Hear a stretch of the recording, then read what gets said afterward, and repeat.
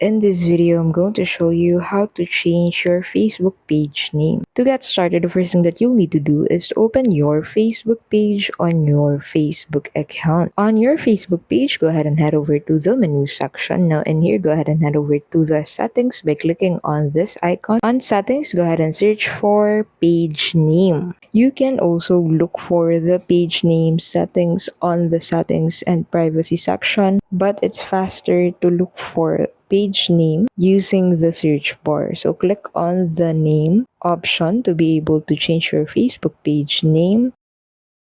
Now in this area, you'll need to enter the new page name that you want for your Facebook page.